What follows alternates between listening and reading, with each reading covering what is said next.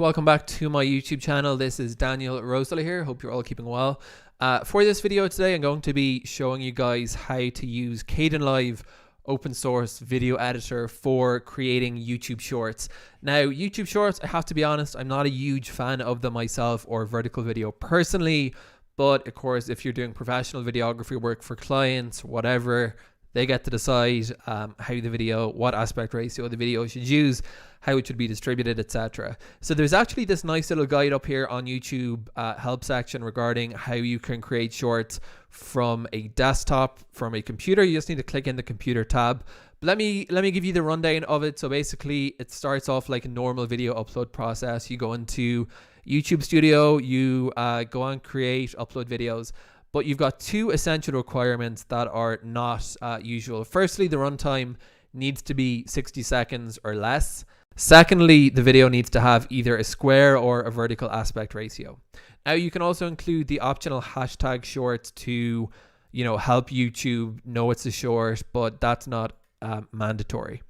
Now, what I'm going to do here is I just uploaded a bunch of random clips to my library here in Kdenlive, and I'm going to show you guys how you can change over to a YouTube short friendly project setting. So what you need to do is click into project, then click into project settings, and you're going to have here two this is all the project settings that are baked into Kdenlive, right?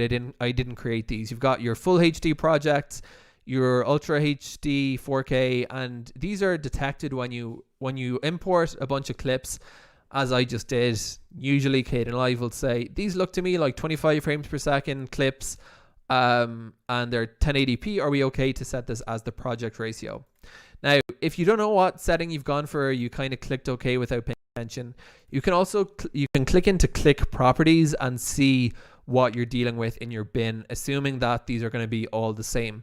So as you can see, for me, I'm using a frame rate of 25 FPS on this particular project. They're all the same. So project settings, and then at the bottom under custom is where you're going to find the vertical video ones that are baked into the system. They're vertical HD. Now, I created a custom setting here at 25 FPS because there's only 30 and 60 by default.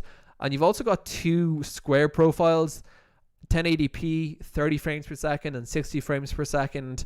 And square is 1:1, so the pixel aspect ratio is just called 1. Now, as I say, duplicated the 30 FPS setting. And for vertical video, the default one in Kdenlive is 9:16. So 9:16 aspect ratio is, of course, 16:9 turned on its head with 9 across and 16 up. So it's the most common vertical video resolution. Of course, there are other ones, but if you select this as your project, you should be good to go. So I'm going to select 25 frames per second.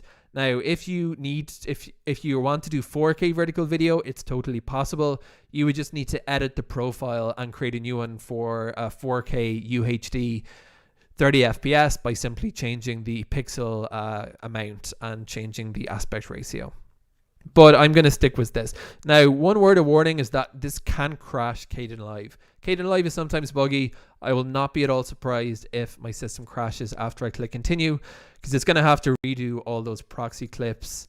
So far so good. That was actually more successful. But you can see the proxy clips are regenerating here as we speak, and we're fairly successful. So now, as you can see, the preview pane is vertical video, and if I drop in a clip, it doesn't look great because we have a 16:9 clip here on the backdrop of 9:6, but you can figure out a way around that, or you can also do square video.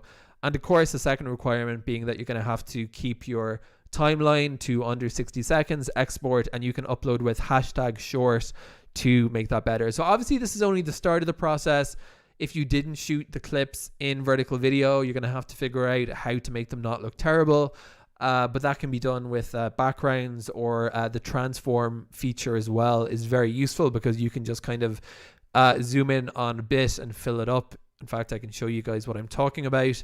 If you click into transform, one sort of workaround for this vertical video situation would be scaling out the preview window here in order to use up, you can see what I'm talking about, stuff like this. Anyway, that's kind of more detail than I wanted to get into in this video. That's the essentials of setting up Kdenlive for producing a YouTube short for YouTube. Hope this was useful. Thank you guys for watching.